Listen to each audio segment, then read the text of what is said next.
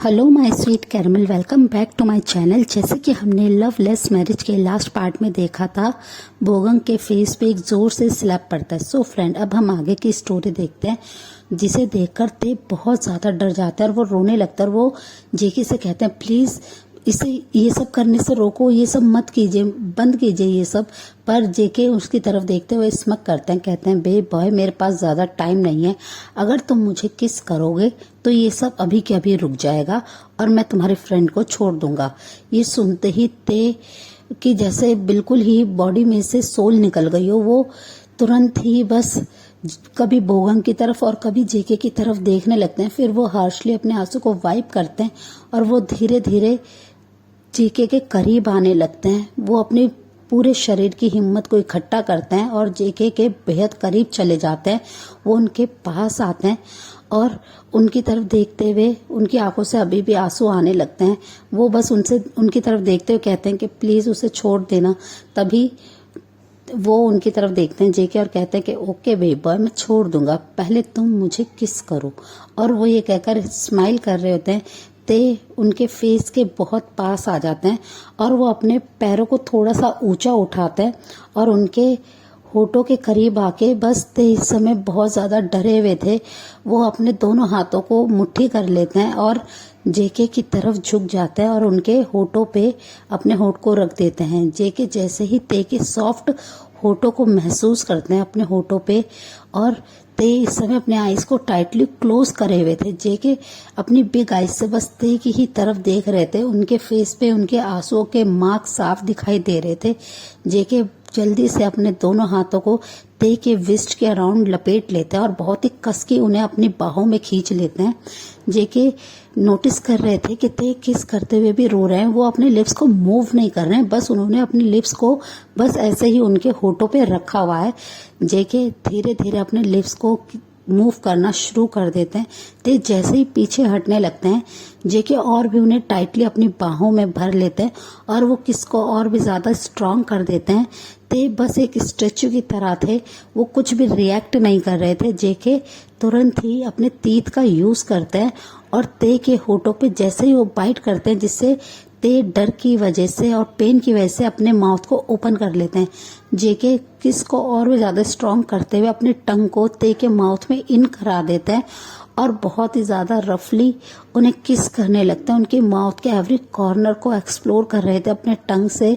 वो ते के साथ टंग फाइट कर रहे थे। ते अपनी अब उन्होंने किस को ब्रेक करना भी बंद कर दिया था। वो ते उनके हाथों में अब छटपटाना बंद कर चुके थे। उनकी बाहों में वो बस ऐसे ही खड़े रहते हैं और जेके जितना हो सके, जितना मन चाहे, वो ते के लिप्स को चूस रहे थे, उन्हें बाइट कर रहे थे। उन्हें बहुत ज़्यादा मज़ा आता। फिर वो कुछ देर बाद किस को ब्रेक करते हैं और वो ते की तरफ देखते हैं। वो स्माइल कर रहे थे, उनके फेस पे बिग सी स्माइल थी और ते बहुत ज़्यादा एम्बेरस फील कर रहे थे। ये देखते ही जेके तुरंत ही अपने गार्ड्स को इशारा करते हैं बोगन को छोड़ने का और वो ते को लेके अपने साथ कार में बैठ जाते हैं। ते पूरे रास्ते बाद बहुत ज़्यादा अशेम्ड फील कर रहे थे।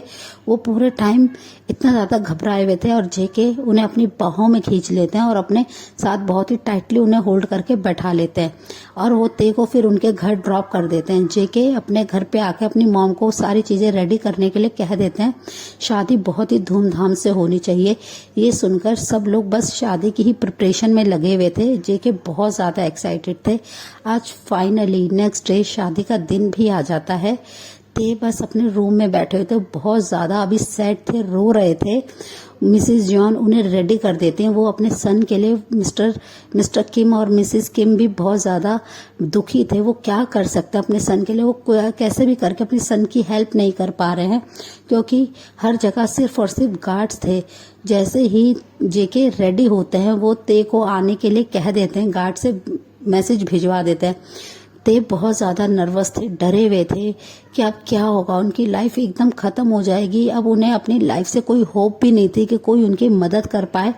वो बस अपने इमोशनलेस फेस के साथ वेडिंग हॉल में चले जाते हैं। उनके डैड ने उनके हैंड को पकड़ रखा था और वो उनको लेके आ रहे थे। जेके का ध्यान बस ते की तरफ था, जो कि बहुत ही ज़्यादा ब्यूटीफुल लग रहे हैं। जो जेके ने ते के लिए बाय करा था ड्रेसेस, ते ने वही सब चीज़ें पहन रखी थी।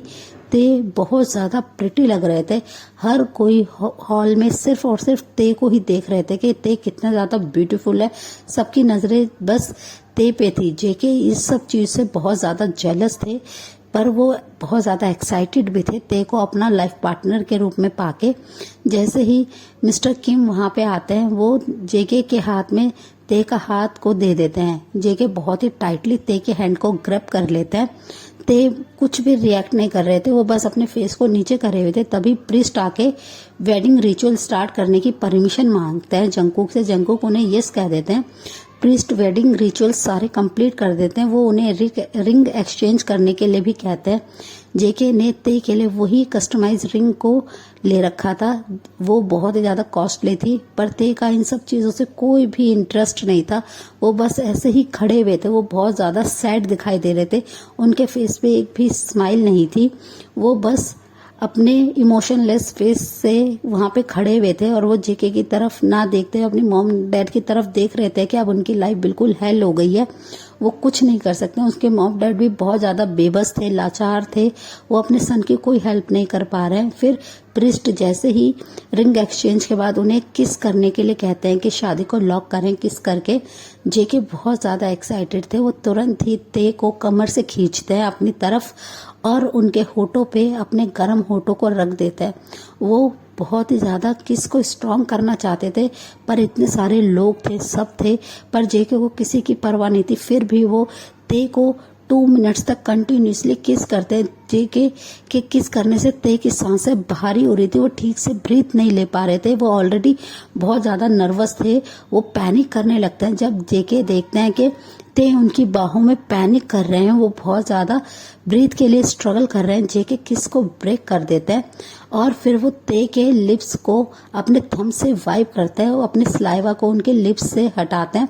ते के लिप्स बहुत ही ज़्यादा जूसी और शाइनी दिखाई दे रहे थे जेके के सलाइवा से। जेके से देख के बहुत ज़्यादा हैप्पी थे और उनसे कहते हैं, बेबी बॉय तुम इतने ज़्यादा वीक क्यों हो? तुम एक मेरा किस भी हैंडल ठीक से नहीं कर पाते हो।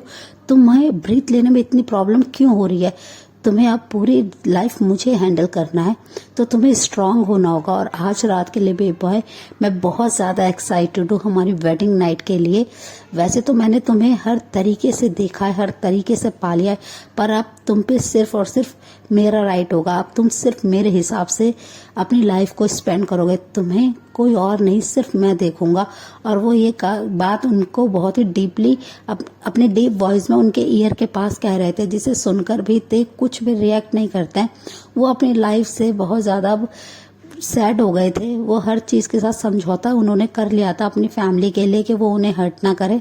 ते की तरफ जेके देखते हैं कि ते अभी भी कुछ भी रिएक्ट नहीं कर रहे हैं। वो तुरंत ही उनके वेस्ट पे अपने हैंड को रखते हैं और कहते हैं, बेबी बॉय स्माइल करो, सब लोग देख रहे हैं। ये सुनने के बाद और उनकी टॉर्चरिंग वॉइस के बाद ते उनकी तरफ देखते हैं और एक फोर्सफुली अपने फेस पे एक छोटी सी स्माइल लाते हैं। फिर सबके साथ वो लोग पार्टी एंजॉय करते हैं। पर जेके ने एक सेकंड के लिए भी ते को नहीं छोड़ रहे थे। वो उनके हाथ को पकड़े हुए थे। वो बस अपने फैमिली के साथ एंजॉय करते हैं। कुछ देर फैमिली एंड फ्रेंड्स के साथ फोटोग्राफी एंड डिनर को एंजॉय करते हैं। फिर वो जल्दी से ते के पास आते हैं, ते को उठाते हैं अपनी बाहों में और अपने मॉम डैड से कहते हैं कि मॉम डैड अब मैं जा रहा हूँ, मुझे अब किसी की भी डिस्टर्बेंस नहीं चाहिए। और वो ये कहकर ते को तुरंत ही अपनी बाहों में भर के कार की तरफ जाने लगते हैं। मिसिस किम और मिस्टर किम बहुत ज़्यादा नर्वस थे। वो क्वेश्चन करना चाहते थे कि वो ते को कहाँ लेके जा रहे हैं। ते बस अपनी मॉम डैड की तरफ देखते हैं। वो रो रहे थे। मिसिस किम उनके पास आते हैं और वो ते को हक करती हैं और कहती हैं कि सन तुम अपना ध्यान रखना। और वो जेके की तरफ देखते हो कहते हैं, मास्टर मेरा सन बहुत ज़्यादा छोटा है, उसका ध्यान रखना, उसे तकलीफ मत होने देना, उसका टेक केयर अच्छे से करना। तभी जेके उनकी तरफ देखते हैं और कहते हैं कि डोंट वरी, मैं ते का बहुत अच्छे से ध्यान रखूंगा, बिकॉज मैं ते से प्यार बहुत करता हूँ ना, इसलिए मैं ते को कुछ नहीं होने दूंगा।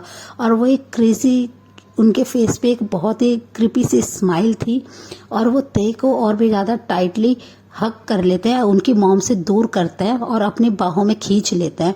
ते बस ऐसे करने से उन्हें पेन भी हो रहा था उनकी बॉडी में कि जेके बार बार उनकी वेस्ट को इतनी ज़ोर से दबा रहे हैं, पकड़ रहे हैं, उनकी वेस्ट पे कहीं उनके फिंगर के मार्क ना आ जाए।